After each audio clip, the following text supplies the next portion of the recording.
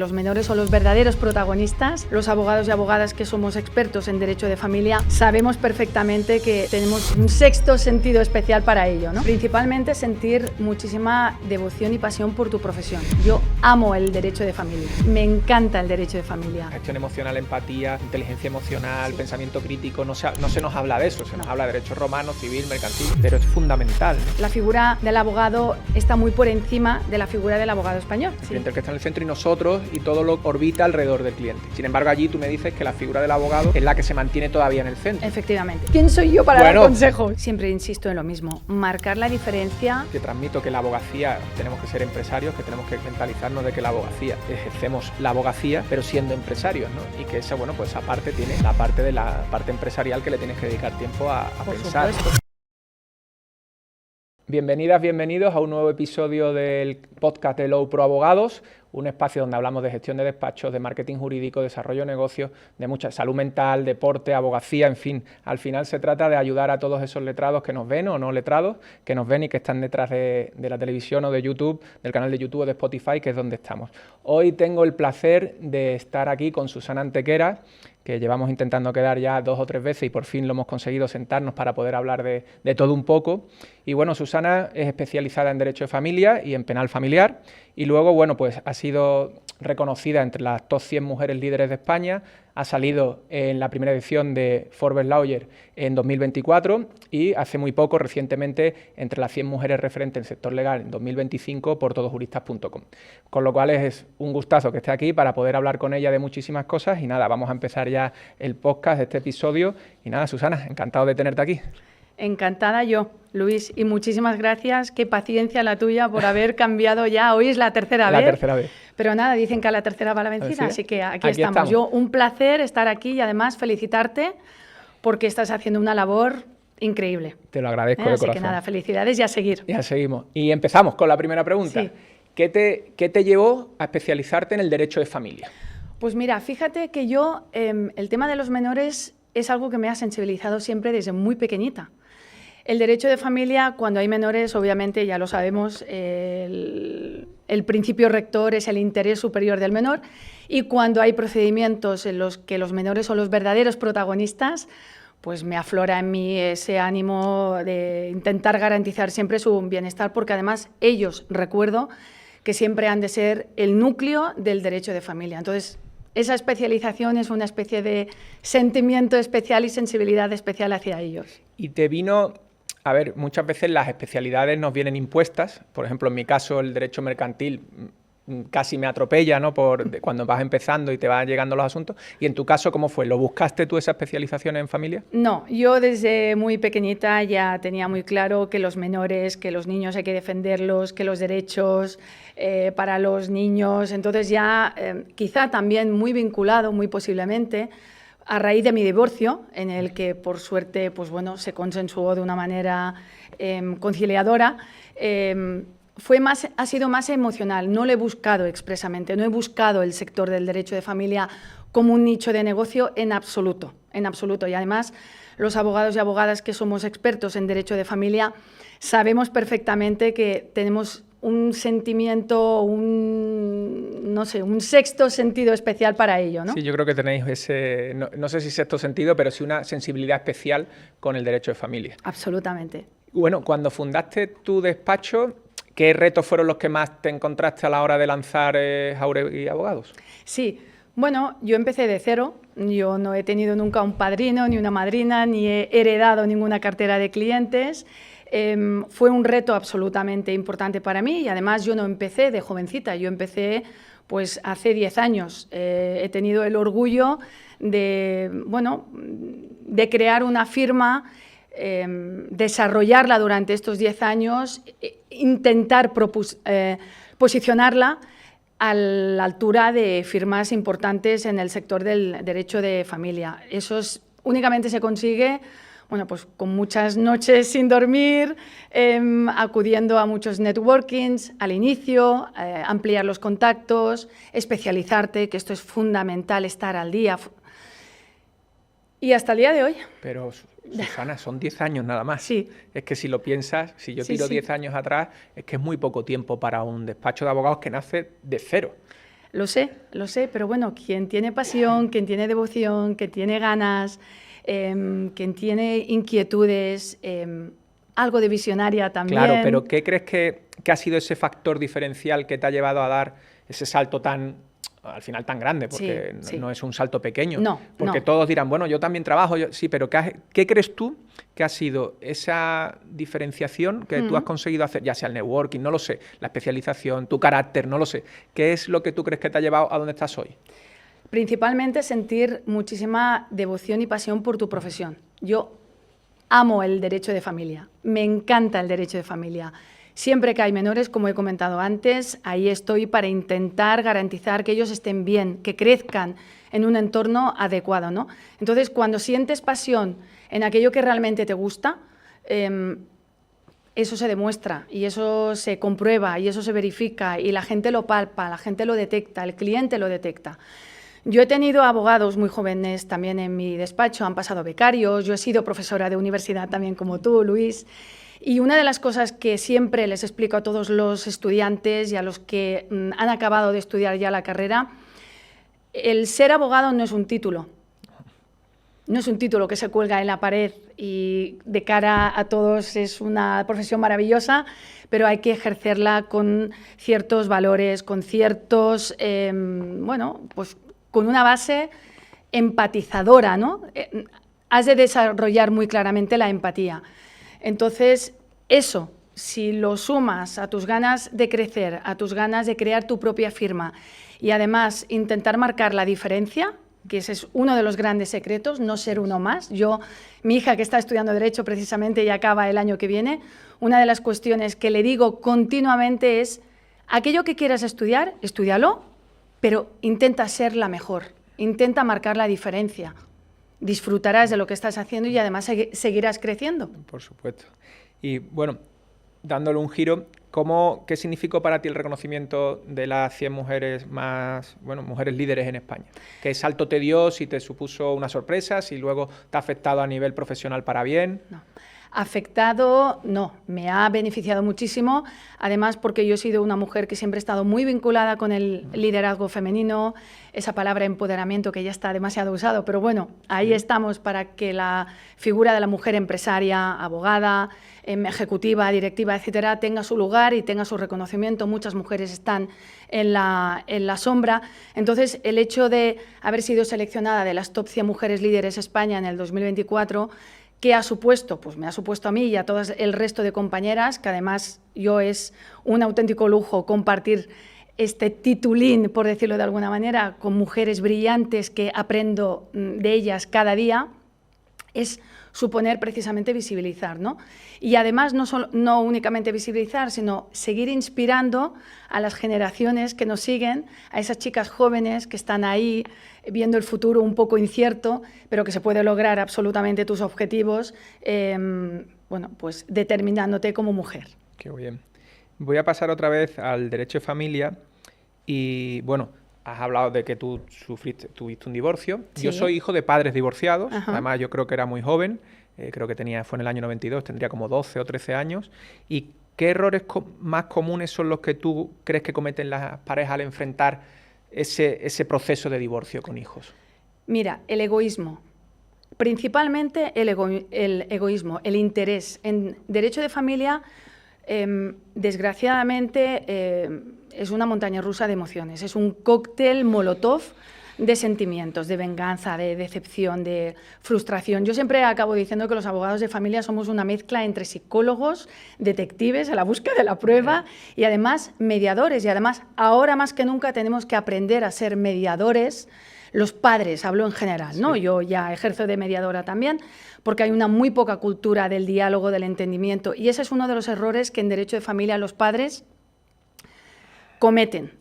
El no entenderse, el pedirse perdón, el dar las gracias, el protagonizar la ruptura en la edad y en la altura de sus hijos. El que tú quieras algo como mujer o esposa no significa que sea lo mismo que quieran esos hijos. Entonces, nos tenemos que colocar en su piel, en su estatura, en su mente, empatizar con ellos, apartar el egoísmo y el interés económico que desgraciadamente ocurre. Esos son los errores Sí, que suelen cometer los padres. En el anterior episodio del podcast con Juan Diego Mata, que es mediador y amigo, él decía que los padres tenían que entender que ellos tenían más herramientas para solucionar su conflicto que un juez, que un tercero. Efectivamente. Y que tenían que entender eso, ¿no? Que al final ellos tienen muchas más herramientas para solventar sus conflictos que un tercero, ¿no? Efectivamente. Y es que, además, nuestros hijos, hablo ya en general, ellos no han escogido que los padres nos divorciemos. Pues al menos hay que darles ejemplo para que puedan comprender y entender y ver cómo sus padres se entienden y dialogan. Esa es la cuestión fundamental, absolutamente fundamental. Y además a la mayoría de los padres les digo exactamente lo mismo. Para un juez vosotros sois un número, un expediente. Que una tercera persona que no os conozca de nada tenga que decidir sobre vuestro divorcio es un absoluto fracaso, más que el propio divorcio. Más que el propio divorcio, es correcto. Y bueno, ¿qué opinas de la custodia compartida sí o sí? Sí o sí, no. Es decir, el modelo de custodia compartida es ideal para los menores siempre y cuando el padre y la madre cumplan requisitos de compatibilidad horaria, de capacidades parentales, de que los niños además quieran compartir y puedan compartir el mismo espacio, el mismo tiempo con el padre y la madre. Por supuesto, soy una absoluta defensora de la custodia compartida, pero por modelo o por tendencia, no. Hay que analizar el caso, hay que analizar la familia. Faltan recursos, no tenemos juzgados especializados en familia, quiero decir, perdón, la jurisdicción de familia más que juzgados especializados, que sí que es cierto que en demarcaciones judiciales existe y otras no, convirtiendo a los ciudadanos en primera y segunda categoría, porque ese ciudadano que no puede disfrutar de una especialización en su caso en cuestión, pues obviamente... Claro. Hay un riesgo enorme de que no se analice con el mismo prisma que un juez especializado, ¿no? Familia, está claro. Entonces, por ese motivo siempre intento reconducir al diálogo, al entendimiento y además provocar reuniones a 4. El abogado contrario, su cliente, mi clienta o el cliente, yo. Estás llevando la mediación, ¿no? Por ponerla entrecomillado, al proceso de divorcio. Efectivamente. Y cuando te ves entre medio de esos procesos de divorcio donde se introduce a los niños con esos conflictos de lealtad, padre-madre, que nunca sabes por dónde pueden tirar, ¿cómo solventas eso? ¿Cómo le hablas a tu cliente para que se intente solventar eso? Con absoluta sinceridad. Es decir, yo he tenido clientes y clientas, papás y mamás, más que clientes y clientas, no me gusta esa palabra, ¿no?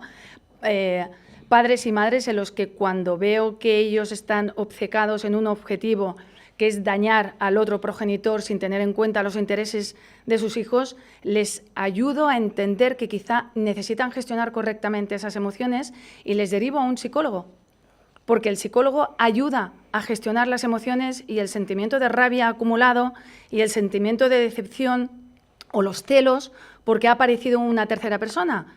Entonces ya no aparece el diálogo, aparece la venganza. Y cuando eso ocurre, yo siempre les digo a todos ellos y ellas, no estáis debidamente preparados para entender lo que significa un convenio que ayuda a vuestros hijos, por favor, gestionar esa bajada de emociones, esa depresión, esa rabia, porque si no, os vais a arrepentir dentro de muy pocos meses cuando veáis que vuestros hijos están sufriendo. Me parece genial lo que has dicho sobre derivar a un psicólogo, ¿no? Antes de seguir con el proceso, que eso el otro día lo hablé, ¿no? con una psicóloga abogada, sí. Pero es verdad que es la primera vez que se lo escucho directamente a un compañero que me diga, no, yo prefiero derivarlo a un psicólogo a continuar, ¿no? Primero, oye, gestiona tus emociones, aprende a gestionarlas, aprende a ver dónde estás, cómo te sientes y a partir de ahí podremos seguir con este proceso, ¿no? Efectivamente, y además hay más. Cuando detecto que el papá o la mamá sufre en aquel momento o durante un tiempo un desajuste emocional demasiado acentuado o una inestabilidad psicológica o psíquica, mejor dicho, sí. Si no vamos en el mismo camino y no se deja ayudar, yo renuncio a su representación. Es fundamental eso. Absolutamente. Que el acompañamiento vaya de la mano. Claro. Absolutamente. Y no es que yo imponga. Lo único que hago es que él o ella entienda lo que supone beneficiar a los menores. Los abogados y abogadas expertas en familia sabemos perfectamente cuáles son los límites, sí. Qué podemos conseguir en una sala de juicios o no. Está claro. Ir contracorriente es también, además, desprestigiarte, porque si no, aquel juez va a ver en ti esa abogada que solamente quiere presentar demandas a efectos de minuta. Y en mi caso no es así. Lamentablemente ocurre con otros despachos de abogados, sí. y me he encontrado en muchísimas ocasiones con compañeros que no están por la labor de dialogar, que eso es un tema, bueno, aparte, pero en cambio, exacto, pero en cambio sí que, por supuesto, existen abogados y abogadas compañerísimas y compañerísimos que nos entendemos a la perfección y hacemos lo posible para gestionar un buen divorcio.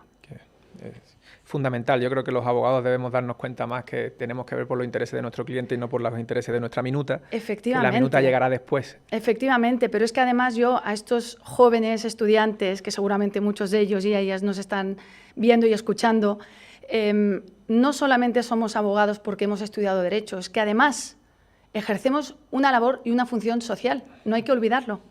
Sí, fundamental. Eso es fundamental que no lo olvidemos. Efectivamente. Vamos a pasar a... Hemos hablado de emociones ahora y de gestión emocional. ¿Y cómo gestionas tú, cómo integras en la práctica diaria la gestión emocional? Porque al final, olvidándonos un poco de los papás, mamás, divorcios, evidentemente, pero eso también conlleva un peso emocional en la parte del abogado o abogada. O sea, es real, o sea, gestionamos muchas emociones. Efectivamente. Yo lo gestiono, hasta el día de hoy lo gestiono bien. Quiero decir, obviamente hay casos muy sensibles porque el derecho penal familiar, bueno, pues cuando hay menores, cuando hay tema de abusos sexuales a menores y agresión a menores y demás, pues no soy de piedra, no somos de piedra, pero tenemos que intentar apartar ese demasiado exceso de empatía para focalizar ese procedimiento con absoluta estrategia para que el menor, bueno, pues salga lo mayor beneficiado posible y colocar a ese progenitor o progenitora que daña a ese menor en el lugar que realmente merece. Pero sí que es verdad que el sector del derecho de familia, muchos abogados como tú, Luis, otros expertos en otras materias, abogados mercantilistas, etcétera, me acaban diciendo lo mismo. Ostras, Susana, es que lo vuestro es de una paciencia, sí, pero cuando vuelvo a lo que indicaba antes, cuando tienes pasión y devoción por lo que estás haciendo y capacidad, porque hay que tener cierta capacidad, intenta separar la gestión en casa, porque yo también tengo familia, tengo hijas, tengo una pareja que tengo que también cuidar, y eso se lleva bien, al menos en mi caso lo llevo bien. Qué bien. Hay que hacerlo. Si no, el siguiente divorcio será el mío. Claro, bueno, el problema es, al final, la psicología en la abogacía, ¿no? Y el estrés mental al que estamos sometidos por la presión de los clientes, de que los despachos funcionen, de la rapidez con la que nos movemos hoy, ¿no? Pues eso conlleva pues, mucho estrés, ¿no? Totalmente. Ahora que hemos hablado antes también, a mí me ha sorprendido porque aunque normalmente todos los abogados de familia, abogadas, me decís lo mismo, ¿no? Decís que sí que lleváis mucho tiempo intentando integrar la mediación en vuestros procesos.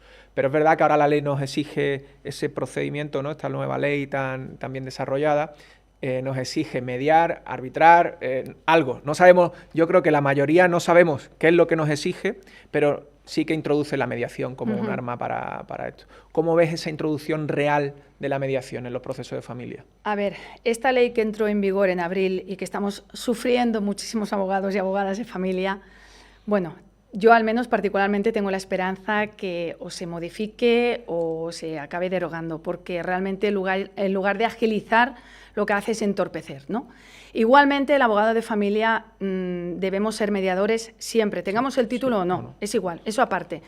Pero debemos, si tenemos la función social que te he explicado antes, en alcanzar acuerdos, porque además a los padres y a las madres hay que recordarles continuamente que nosotros aparecemos, espero yo al menos en mi caso, una vez en sus vidas. Si aparecemos 2, 3, 4, 5 veces, mal.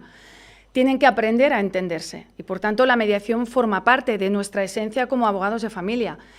Pero, en cambio, esta ley fantástica, estupenda, lo que hace es todo lo contrario, ¿no? Y, bueno, hemos hablado mucho de emociones.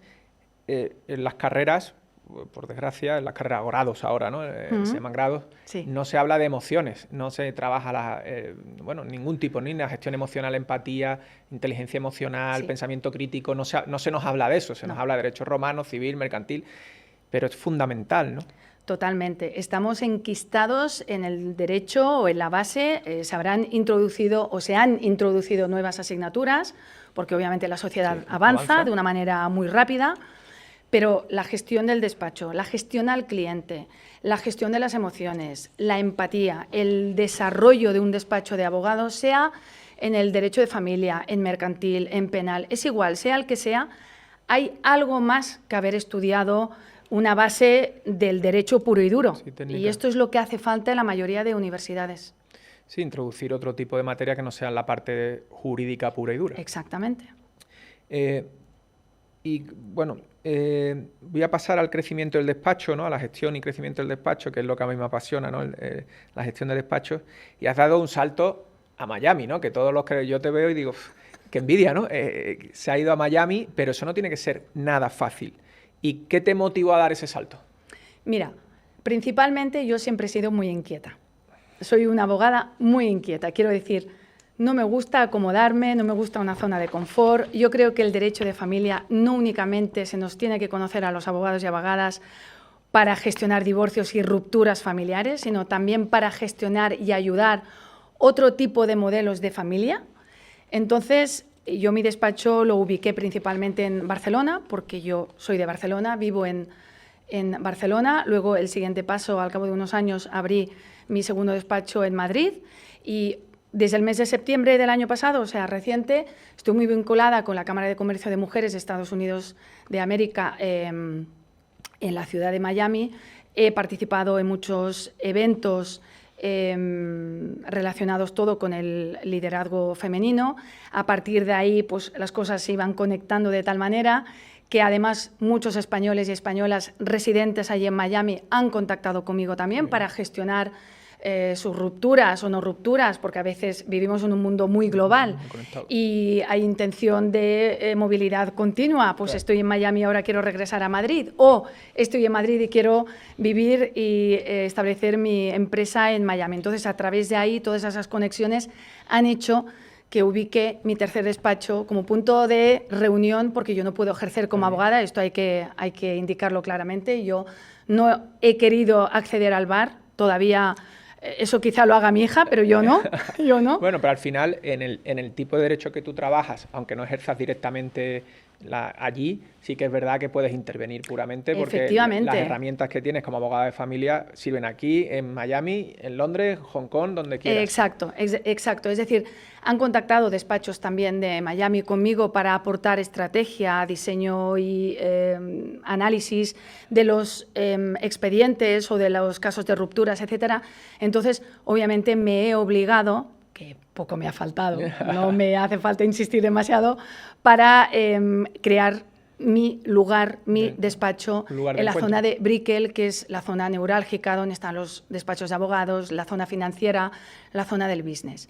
También es muy importante pensar que un despacho de abogados, al menos mi firma, el objetivo principal es expandirme y estoy en ello. ¿Cómo? Creando y firmando alianzas con otros despachos de abogados, que en definitiva lo que hacemos es sumar aún más. Claro. Si yo no puedo ejercer en Miami, pero yo le puedo ofrecer a mi cliente ese despacho de abogados experto y además buen despacho, porque también una de las sumas del éxito es rodearte de un buen equipo. Es fundamental. Entonces siempre intento buscar los mejores. Y ahí es el servicio que yo le ofrezco a ese padre o madre ubicado español o española en Miami que se quiere divorciar allí, por ejemplo. ¿Y qué diferencias culturales te has encontrado, aunque muchos de tus clientes sean españoles, entre los clientes de allí o los compañeros? No sé, un poco saber qué diferencia. Si yo me lanzo allí, ¿qué diferencia cultural me puedo encontrar con compañeros de despachos, ¿no? o con clientes? Bueno, en la mayoría de despachos, a pesar de que en Miami sabemos perfectamente que hay una comunidad latina, allí se habla el español en primer lugar, pero aún así los despachos de abogados tienen muy interiorizados una metodología muy sistemática. Son muy de... la figura del abogado está muy por encima de la figura del abogado español. De ahí que también, obviamente, los honorarios son totalmente distintos, el ciudadano tiene un respeto a la figura del abogado estadounidense que también ellos mismos se lo hacen marcar. Entonces, esa quizá es la diferencia que yo he detectado, ¿no? Aún así, la metodología, como ya he comentado antes, es muy sistemática y el abogado es quien manda. Y yo en mi caso aquí en España lo que hacemos es formo parte o formo equipo con mi cliente. Le ayudo, pero él también me tiene que ayudar a mí. Es decir, si yo le pido ciertas pruebas, me las tiene que conseguir. Claro. Y allí quizá no, es quien marca es el abogado. Yo siempre llevo tiempo diciendo que nosotros, la figura del abogado aquí, siempre yo digo que hace unos años, ¿no? En la época en que mi padre ejercía y era joven, ahora no sé, 15, 20 años, ¿no? La figura del abogado era el que estaba en el centro y el cliente y todos los servicios rondaban alrededor nuestra, ¿no? De los abogados o abogadas, y que ahora no. Ahora es el cliente el que está en el centro, hablo de España, el cliente el que está en el centro y nosotros y todo lo orbita alrededor del cliente. Sin embargo, allí tú me dices que la figura del abogado es la que se mantiene todavía en el centro. Efectivamente, es el director. Y él mismo se marca un absoluto y a lo mejor demasiado respeto, ¿no? O sea, un exceso de imagen y que yo, bueno, en fin. Sí, en el punto medio. Entiendo esa filosofía. Pero aquí a veces también, comentándolo con otros compañeros y compañeras, a veces nos vemos obligados a renunciar a la representación de muchos clientes porque quieren dominar y controlar el procedimiento. Y muchas veces yo les he tenido que recordar, perdonadme, pero el abogado soy yo, que luego la responsabilidad también es mía, no es la vuestra. Claro. La inteligencia artificial está haciendo muchísimo daño, muchísimo daño, mucho, porque además yo he tenido muchos clientes o papás y mamás, oye, que he buscado esto en el ChatGPT y resulta que hay que hacerlo así. No, perdón, el ChatGPT es una historia distinta o la IA es una historia distinta. Inclusive, aunque puede parecer sorprendente, he tenido que renunciar a la representación de 2 clientes en concreto porque no me hablaban ellos. Quiero decir, ellos me enviaban mails redactados por el ChatGPT. ¿Y cómo lo he podido indagar? Pues en una reunión ese señor se expresa de una manera y en email es totalmente erudito. Entonces la comunicación es muy distinta y tiene que haber una comunicación muy natural, muy fluida y muy directa, no interferida por una IA. Está claro, de eso vamos a hablar ahora de la IA, ¿no? Del papel que está jugando la IA. Yo vengo diciendo eso, que desde la irrupción de Internet y ahora la IA, por supuesto, pues el cliente es un cliente mucho más informado, o desinformado, yo siempre digo informado / desinformado, porque viene a nuestros despachos creyendo que sabe más derecho que nosotros mismos, ¿no? Y entonces ese es el problema con el que nos encontramos con los clientes nacionales en la mayoría de los casos, ¿no? Efectivamente. Ese es un problema que tenemos que saber transmitir a los clientes, lo hemos hablado antes fuera de micro, saber transmitir el valor que nosotros transmitimos a ese procedimiento por nuestra especialidad, por nuestra experiencia y por nuestras habilidades, ¿no? Totalmente, pero es que además el ChatGPT o la IA es igual, se equivoca. Es que se equivoca. Entonces no podemos acudir a una herramienta que puede ser muy buena para según qué sectores y para según qué necesidades tengas que cubrir tú, a enfocar un tema de familia con menores que además humanizar un ChatGPT es imposible. Imposible. Y espero que no ocurra nunca, claro. Bueno, yo creo que no, que se nos va a pasar, ¿no? Hablaremos de eso, de la parte más de que la IA no nos va a quitar el trabajo, porque yo creo que al final tiene que haber un abogado detrás que le dé sentido crítico, ¿no? a toda esa información, ¿no? Pero bueno, seguimos con el extranjero. Si un abogado joven, ¿no? viene y te dice, oye, Susana, o abogada, ¿qué tengo que hacer para lanzarme al extranjero, para irme a Miami? Crear alianzas. Sobre todo, básico, a no ser de que quieras ejercer directamente allí, pasar pues obviamente las pruebas, establecerte allí y tener tu visión únicamente en Estados Unidos, en el estado de Florida, porque Miami ya sabemos que está en el estado de Florida. Pero si quieres marcar la diferencia y quieres expandir tu firma y pues obviamente qué mejor que crear y firmar esas alianzas con otros despachos colaboradores, compañeros que además nos nutrimos entre todos nosotros y nos enriquecemos profesionalmente entre todos nosotros y aprendemos también entre todos nosotros. Qué bien. Y para ese salto, para este crecimiento tan exponencial, digo exponencial porque en 10 años abrir 3 despachos es un meritazo, o sea, que parece que es fácil, ¿no? Susana lo hace fácil, pero no lo es, ¿no? Alguien que ha abierto 3 despachos, la presencia digital en redes sociales o no sé, ¿ha venido antes o después? Cuando tú tienes presencia digital en redes sociales y ha llegado antes de dar salto o ha venido ahora a posteriori. Ha sido todo enlazado, efecto dominó. Empecé en Barcelona, yo siempre he sido, os lo prometo, de verdad, he sido muy reacia a redes sociales. Tuve unos intentos de grabar unos vídeos para YouTube y al final me veía ridícula, te lo digo sinceramente, yo ahí explicando cosas, bueno, en fin. Pero la sociedad te acaba arrastrando, ¿no? Es como muchas veces escuchamos, hay que hacer ejercicio físico, pero qué pereza da el gimnasio. Bueno, pues exactamente lo mismo, ¿no? Te tiene que gustar mucho para disfrutar de redes sociales. Hubo una época en la que yo cuando empecé no tenía redes sociales, tenía LinkedIn y tenía nada. Es que absolutamente nada más. Instagram lo tengo desde hace, pues a lo mejor, ahora no lo recuerdo, un par de años quizá. He tenido periodos que no he publicado nada, porque no me apetecía, porque quería mi espacio, pero al final los propios clientes o el entorno, la sociedad te acaba arrastrando. También es muy interesante conocer a tus compañeros, pues qué hacen, qué no hacen, y admirarlos y felicitarlos por sus retos y por sus hitos y tal. Y eso lo único, ¿cómo lo puedes conseguir? Pues a través de las redes sociales. Es un comunicado público, ¿no? Sí. Gestionado de una manera distinta. Pues al final eso, ha sido todo efecto dominó. Yo tengo Twitter, bueno, ahora X. Instagram, que mi perfil de Instagram, X lo tengo bastante dormido, porque sí que es verdad, porque además lo gestiono yo, prefiero gestionarlo yo, sí que me estoy planteando quizá que me ayuden, sí. Pero Instagram es una mezcla entre personal, profesional. También me apetece, pues bueno, obligada... Sí, por eso, ¿no? Por las circunstancias, me apetece que conozcan pues esa parte personal mía, ¿no? No solamente la parte técnica, jurídica, abogada. Sí, bueno, pero en tu caso, yo, por ejemplo, que te sigo en redes, para mí, verte por ahí es todo... Es como una inspiración, ¿no? De decir, oye, pues Susana está ahí, pues, se puede hacer, se puede conseguir y ayuda a transmitir ese... Efectivamente, si después de unos años todo lo que he ido labrando durante estos días, semanas, meses, sirve para que esas chicas y chicos jóvenes les pueda servir, convertir pues, de inspiración, yo con eso me doy más que satisfecha, vamos, feliz.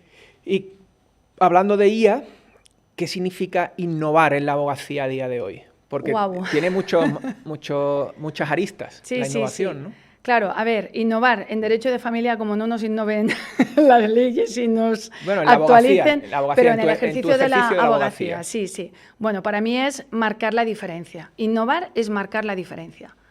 Es que no te lo puedo descifrar de otra manera o te lo puedo describir mejor. Entonces, abogados hay muchos, somos muchos, abogadas somos muchas, pero siempre intento marcar o determinar componentes diferenciadores, ¿no? Que en definitiva es innovar. Yo el otro día estaba escribiendo y para el tema de la innovación en la abogacía, es decir, innovar también es dejar de hacer algo que no funciona. Claro. ¿No? Al final es cambiar, no hace falta y ampliar. Exactamente, no hace falta decir, oye, pues voy a ver qué es lo que hago así raro, ¿no? Dejar de hacer algo que no funciona también es innovar en la práctica de la abogacía, ¿no? Claro. En mi caso, por ejemplo, aún no lo puedo decir, ya lo publicaré dentro de unas semanas, quizá, pero un abogado de familia se nos conoce siempre como divorcios, custodias, ya está. Bueno, pues yo quiero marcar una diferencia, ya te lo explicaré, ya os lo explicaré. Nos vas a tener ahí siguiendo. ¿Y qué oportunidades o límites ves en la integración de la IA en la abogacía? Ya no en el derecho de familia, sino en despachos como el tuyo, ¿no? Si te puede ayudar, si crees que, bueno, hay ayuda, pero también inconvenientes. Mira, yo, si te soy sincera, como siempre soy, porque soy muy clara y transparente y sincera en todo, en nuestro despacho no estamos utilizando la IA. O sea, yo tengo VLEX, ya sé que quizá no se puede dar publicidad, pero bueno. No, el canal es propio, pues podemos decir lo que queramos. Pues venga, Luis, VLEX, etcétera. Es decir, tengo un software que obviamente eso nos ayuda a buscar nuestros recursos jurídicos, punto, ya está, nada más. Pero yo no redacto demandas con la IA, yo no redacto escritos con la IA. De momento, no. De momento no. No significa que quizá dentro de unos meses aparezca, oye, una herramienta estupenda que lo ayude, pero siempre bajo supervisión. Sí. No podemos confiar jamás en esa redacción, fundamentos de derecho, jurisprudencia, que sé que ha habido una sentencia condenando a un abogado porque citó una jurisprudencia que no existía. Y eso es un error. Hay que revisarlo continuamente. Entonces, yo de momento estoy ahí detrás observando, a ver si aparece alguna herramienta interesante, pero no, de momento no. Bien. Bueno, lo has dicho, ¿no? Al final yo creo que sí que puede ayudarnos en la redacción de escritos, yo creo que puede darnos más en la automatización de procesos, más en la agilidad, más que en la propia esencia. A mí me gusta mucho en una demanda, ¿no? Por ejemplo, o en una contestación a la demanda, meter tu lápiz es la parte esencial. Claro, tu esencia. Claro, es la parte más bonita de la abogacía, ¿no? Exacto. Igual que un recurso de apelación, ¿no? Cuando estás metido en un recurso, meter esa parte tuya es la parte más bonita, ¿no? de la profesión, ¿no? Efectivamente, porque además la demanda está firmada por ti, no por ella. Claro, entonces yo es que eso es la parte que más me gusta de la abogacía, o sea que yo también, por eso te digo. Bueno, seguimos un poco con el tema de la innovación. Los procesos, hemos hablado, ¿no? Pero ¿crees que esa innovación con la inteligencia artificial va a llegar directamente a los juzgados, jueces, fiscales, y cómo la pueden integrar? Porque es algo que sí que no sabe, que estamos hablando mucho de automatización de procesos, pero nos olvidamos de quien va a impartir justicia, igual también tiene acceso a esas herramientas. Yo creo que no lo veremos nosotros esto, Luis. ¿Por qué? Por la sencilla razón que si ahora, para celebrar un juicio mediante videoconferencia, Dios mío, el sistema como es, que eso ya lo sabes tú también, ¿cómo vamos a pensar que la IA se establezca en los juzgados? Es que yo no lo veré, quizá lo vea mi hija, o nuestros hijos que estudien Derecho, pero... Es verdad que en Hacienda, y bueno, Hacienda puedo decir lo que quiera, es verdad que a mí me gustaría, siempre lo digo, cuando tengo oportunidad, que se destinase el mismo dinero que se destina en innovación y en mejoras a Hacienda, a la justicia. Entonces tendríamos una justicia súper rápida y súper... Sí, pero sabemos perfectamente, Luis, que educación, sanidad y justicia son las grandes olvidadas. Claro.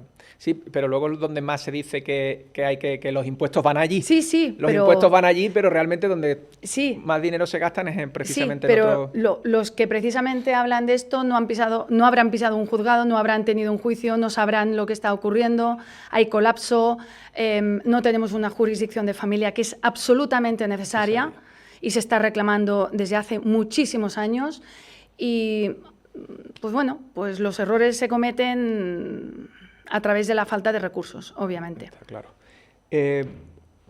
Si tuvieses que empezar de nuevo hoy, no hace mucho, pero ¿qué harías diferente? ¿Harías algo diferente? ¿No lo harías? ¿Cómo te plantearías? Ay, pues... Fíjate que esto lo he pensado en más de una ocasión. Creo que haría exactamente lo mismo, con la diferencia de que quizá hubiera empezado más joven.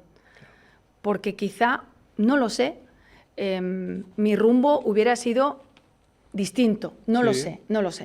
Pero yo estoy muy orgullosa de lo que he conseguido y estoy muy contenta y además no es en absoluto fácil crecer con una competencia estupenda y maravillosa, porque yo tengo a despachos de abogados y tengo compañeros y compañeras que los admiro y las admiro muchísimo y he aprendido mucho de ellos y de ellas, pero no cambiaría nada, no.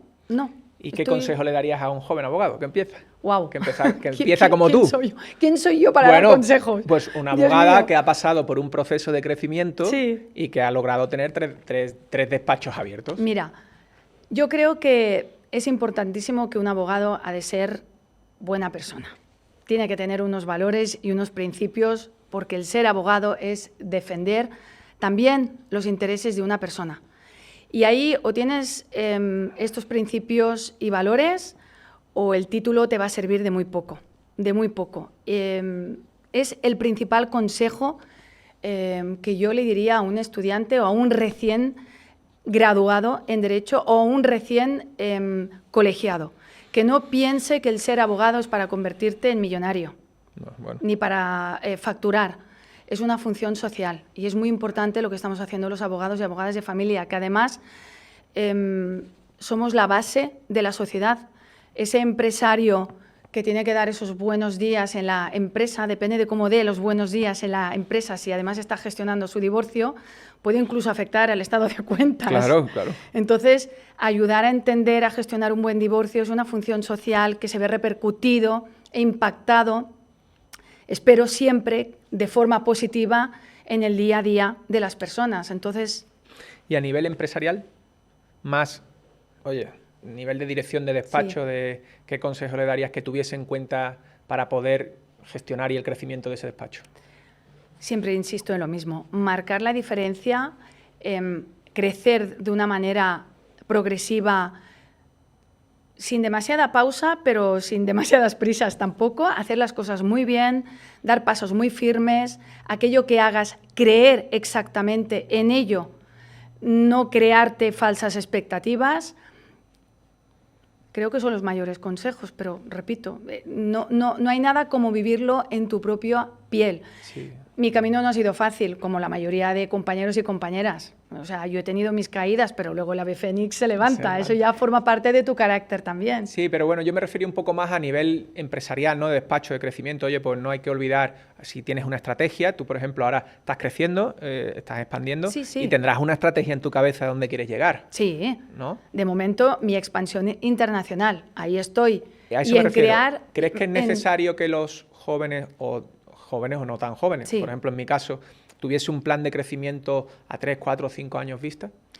Yo es que tampoco, yo durante esos años sí que he visualizado mi futuro en crecimiento internacional, insisto, repito, pero progresivamente y además en aquellos puntos estratégicos. ¿Por qué Miami? ¿Porque se habla más el español? No, porque precisamente Miami ahora es una ciudad en plena efervescencia empresarial y quieren convertirla, de hecho, si lo buscamos en las noticias, ahí está, quieren convertirla en un Dubái, ¿no? Hay un afán de crecimiento y unas expectativas tan favorecedoras que ahí tenemos que estar también. Está situada en un lugar muy estratégico a nivel del mercado internacional, sí, americano y latinoamericano. La comunidad latina somos muy amplia, obviamente, y esa es mi estrategia ya marcada desde hace un tiempo. Entonces, depende también de la especialidad de la que el abogado sí quiera desarrollar su ejercicio, entonces, y las expectativas de cada uno. Claro, y hablando de Miami otra vez, porque me llama la atención, ¿allí están abiertos a que vayamos? Absolutamente, tenemos los brazos abiertos, absolutamente. Absolutamente, además hay una cultura, al menos yo es lo que estoy viviendo, quizá dentro de un año o dos te vuelvo a ver y digo, Luis, ha ido la cosa fatal, pero no, de momento hay una actitud colaboradora, abierta y con ganas de sumar, entonces, ¿por qué no voy a estar ahí? Pues claro que sí, si vamos a sumar todos. ¿Y allí ves los despachos más profesionalizados a nivel empresarial que aquí en España? A estructuras me refiero. No sé si allí has tratado con despachos más pequeños. No, claro, he tratado con despachos grandes, muy grandes, muy grandes, ¿no? Muy grandes. Eso está claro. Con mucha estructura. Y claro, claro. A lo mejor pues son 20, 25 abogados, 50, 100. Depende de la firma, depende del sector. El derecho de familia, por ejemplo, en mi caso particularmente, yo al menos lo he enfocado como una especie de boutique legal. Claro. Somos pocos, pero queremos dar un servicio muy exclusivo al cliente y una atención muy directa al cliente o a la clienta, que es lo que realmente él o ella merece y necesita, y más en el sector del derecho de familia, que es muy sensible, es muy complejo, es muy emocional y no puede ser atendido por un becario con todo el respeto del mundo y cariño hacia los becarios. Gente que está aprendiendo, claro. Ellos son una herramienta muy útil para los despachos porque nos ayudan a buscar los recursos jurídicos para esa demanda, para tal, pero en definitiva la reunión la he de tener yo o el abogado titular. Entonces, esa conexión directa, una gran, enorme firma, a mí no me convence. Los despachos pequeños... se pierde esa conexión, ¿no? Exacto. La conexión, exacto. esa diferencial que das tú en tu servicio jurídico. Claro, entonces a nivel empresarial, claro, el derecho de familia, la mayoría somos firmas pequeñas. Pequeñas, sí. Bueno, te voy a hacer una ronda de preguntas de sí o no, si quieres, y aunque muchas las has contestado ya, ¿eh? Bueno. Porque la primera pregunta que tenía es si se podía compatibilizar bien la abogacía de familia con una vida personal estable, ¿no? Emocionalmente estable, ¿no? Sí. Yo hago la pregunta porque a mí me costaba mucho cuando he llevado divorcios, ¿no? A mí me costaba mucho separar esa vida estable de separarme, por eso no me dediqué al mundo de la familia. Entonces, por eso lo pregunto, ¿no? Porque a mí me costaba mucho separar esa parte emocional de los clientes, ¿no? En mi caso sí. ¿Por qué? Pues porque además tengo la enorme suerte que mi pareja es abogado de familia, es mi socio. Entonces, en casa intentamos, obviamente, no hablar de temas, eso sí, eso es sagrado. A veces es inevitable, es inevitable.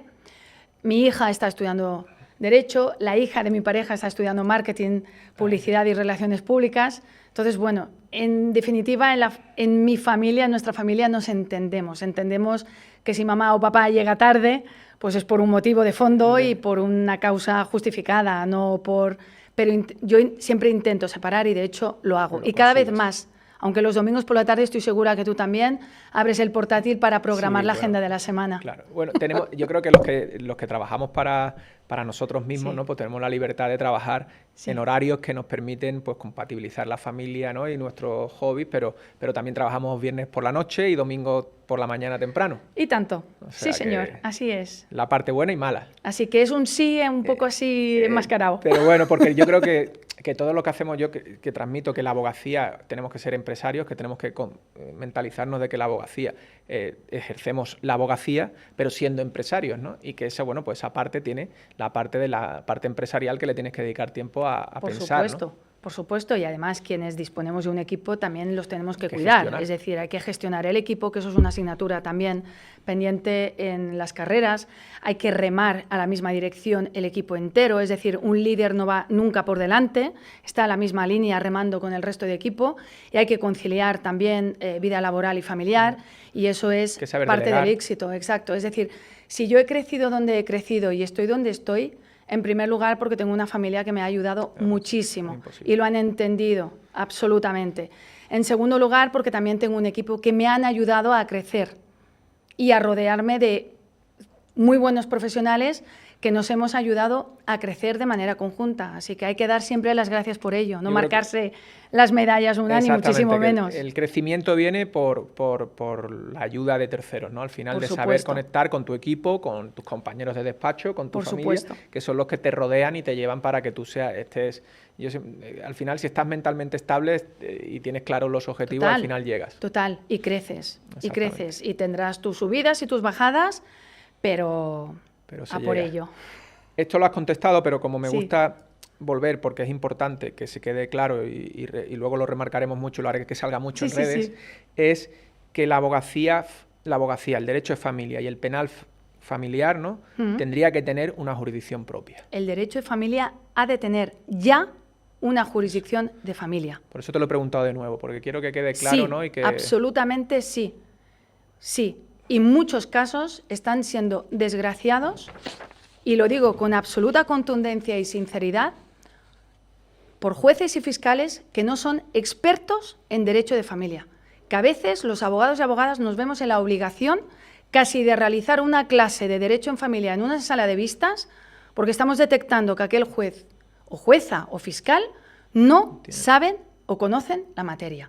Por supuesto que hay expertos y hay juzgados de familia, pero no en todos los lugares de España. Sí, hombre, eso es un problema, lo que lo has explicado muy bien, ¿no? Al final el que que va a tomar la decisión de un problema personal que afecta personalmente a nuestros clientes, no conoce la materia con profundidad, y eso es un problema. Claro, y es una absoluta barbaridad cuando los abogados y abogadas que sabemos cómo funciona procesalmente un procedimiento y qué necesitan aquellos menores cuando la carga probatoria es clarísima, es una auténtica barbaridad escuchar según qué argumentos y según qué base técnica jurídica, que no sé de dónde lo han obtenido, claro. Cuando hay un juez o un fiscal que se dirigen hacia ese erróneo camino que están afectando, en definitiva, a los menores principalmente. Démosle la vuelta. Si un juez de laboral lo ponemos en un tema penal, a ver qué pasaría. A ver qué pasaría, pues qué pasaría, ¿no? Que no conoce la materia penal, no conoce el Código Penal en profundidad, ni la ley de enjuiciamiento criminal, por supuesto. Claro. Sería el problema. Y pues hay que trasladarlo a familia. Totalmente. Y además está en juego muchísimos, bueno, está en juego muchos aspectos de menores, de padres, de madres. Es que son temas muy sensibles y muy complejos. No hay puntos de encuentro suficiente, no hay gabinetes psicosociales. Esto es para otro podcast. Para otro podcast entero, sí. Pero bueno, que podemos seguir hablando de ello, porque al final son sí, temas claro. que de verdad, que si hay algo que transmitir, claro. es esto, ¿no? Que sí, llegue de verdad, ¿no? No llegan recursos, no hay recursos, falta personal, falta la jurisdicción de familia, faltan jueces, faltan fiscales, faltan gabinetes psicosociales. No puede ser que tengamos que estar un año casi para esperar a que intervenga un gabinete psicosocial cuando quizá hay unos menores que necesitan urgentemente la asistencia. No puede ser, no puede ser, no puede ser. Y es algo que hemos reclamado por activa y por pasiva. Pero parece ser no. Es el derecho de familia la gran olvidada y la parte que menos importancia se le da. Yo creo que ahí tendrían que tomar conciencia, porque realmente se sacan, hay muchas leyes, ¿no? Que intentan proteger a la mujer, que intentan proteger, pero se olvidan del espectro completo, ¿no? Porque ese espectro está muy bien protegido, pero tendrían que claro. la familia completa, ¿no? Porque claro. entonces a lo mejor si se incluyese todo ese espectro, habría muchos menos problemas. Efectivamente. La rapidez de la gestión de los departamentos psicosociales, de los todo. Psicólogos, ¿no? De los trabajadores sociales cuando hay niños que los necesitan, ¿no? Y necesitan esa ayuda inmediata y no llega. Entonces, muchos problemas a lo mejor relacionados con otro tipo de problemas en la pareja podrían, yo no sé si mitigarse, pero algo se reducirían. Obvio. ¿No? Y además es que es ya de carácter urgente. Es decir, no puede ser que para unas medidas provisionales en según qué juzgados tengamos que llegar a esperar hasta 4 y 6 meses. No puede ser que una jurisdicción voluntaria en algunos juzgados, cuando en otros, según determina la ley, que es un procedimiento muy ágil, se celebra en menos de 15 días, un mes. En otros juzgados se ha llegado a tardar hasta 4 o 5 meses. Es que no puede ser. No puede ser que un ciudadano que no pueda disfrutar de un juzgado especializado en familia se vea más afectado que otros. Entonces, como esto no puede ser y ya está llegando a un punto insostenible, pues la jurisdicción de familia ya, por favor. Bueno, pues intentaremos repetir este clip mucho para ver si le llega a alguien que tiene que tomar la decisión y es capaz de llevarla a cabo. Yo creo que ahora el país está sufriendo una situación muy compleja que es para entrar en debate durante días y días, olvidando otros temas que para ellos ahora no es importante. Y es una desgracia, pero es una realidad. Y no nos tenemos que enmascarar. Es decir, quitémonos la venda de los ojos. No se va a crear la jurisdicción de familia hasta vete tú a saber cuándo. No sé si lo voy a ver, imagínate. Ese es el problema, ¿no? Que están más centrados en otro tipo de problemas que en los que realmente importan, ¿no? Al final... No avanzamos, Luis. No avanzamos nunca, ¿no? Yo por eso hablar de política y tal no me lleva a ningún sitio porque no vamos a conseguir nada. No, hablo en general. Hablamos en general, pero es verdad que sí que se podrían preocupar más de este tipo de cuestiones que sí que afectan directamente al ciudadano de a pie. No hay interés y ya está, vamos a dejarlo ahí. Entonces, bueno, no sé si quieres decir algo más, Susana. Yo, bueno... Para mí ha sido un placer estar aquí contigo, Luis. Nada, para mí también, pero antes de terminar voy a decir unas frases, a ver si consigo hilarlas, ¿no? De todo cosas que has dicho tú, ¿no? Las tengo por aquí, hay un poco de todo. Me voy a quedar con las más importantes, ¿no? Bueno, una de ellas es devoción y pasión, empatizar, el interés de los menores por encima de todo, marcar la diferencia, seguir inspirando, función social de la abogacía, que para muchas veces se nos olvida, alcanzar acuerdos, cuál es la esencia de la abogacía, marcar la diferencia. El principal consejo es que tengan valores, ¿no? Que principios y valores para ejercer esta profesión tan dura pero tan bonita a la vez, ¿no? Efectivamente. Dar un servicio exclusivo al cliente, visualizar tus proyectos y tus ideas, ¿no? Un crecimiento progresivo y creer en lo que haces, ¿no? Creo que con todo esto... Y seguir aprendiendo. Aprendiendo, bueno, seguir eso siempre, aprendiendo, ¿no? parar de aprender. Y me quedo con una palabra que has dicho que es inquieta. Y una pregunta que le hago a todos los invitados es que te definas en 3 palabras. Uf. A ver. Es difícil. Si Sí, me la sí. hiciesen a mí, Ya. no sabría cómo contestarla. Bueno, esta me has pillado. A ver, inquieta, ya la tienes. Ya la tienes, solo faltan 2. Visionaria. Ah, sí. Ay. Bueno, te puedo unir 2. Vale. Innovadora, empática. Ah, bueno. Bueno. Es muy importante todo lo que te has definido muy bien, empática. Pues bueno, yo creo que con este resumen, ¿no? La devoción, la pasión, empatizar, marcar la diferencia, el interés general de los menores por encima de todo, alcanzar acuerdos, ¿no? Yo creo que son frases de resumen del podcast que definen que ha sido...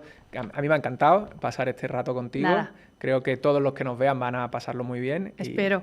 Y muchísimas gracias, A Susana, ti. por sacar ese huequecito para venir aquí. Te lo Nada, agradezco de corazón. Gracias a ti y perdón por No, haberlo nada. retrasado. Nada, Bueno, nada. no sé cuántos meses llevamos ya, pero para mí ha sido un placer tenerte. Seguramente vas a seguir marcando tú la diferencia. No, bueno. Yo te he dicho que me debes uno por los 3 en Miami.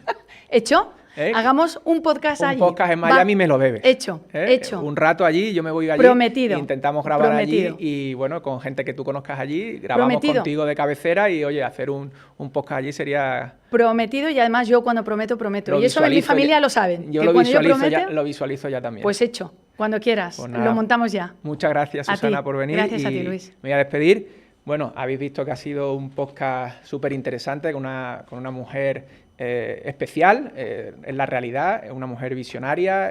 Lo ha dicho ella todo, ¿no? O sea, no quiero seguir porque al final, cuando terminéis de ver el podcast, os daréis cuenta que el resumen que hemos hecho es el que define a Susana Antequera, ¿no? Así que muchas gracias por los que nos seguís, le seguís dando a seguirme, a ver los podcasts y nada. Nos vemos en el siguiente episodio. Muchas gracias por todo. Un saludo y nos vemos pronto. Gracias, Susana.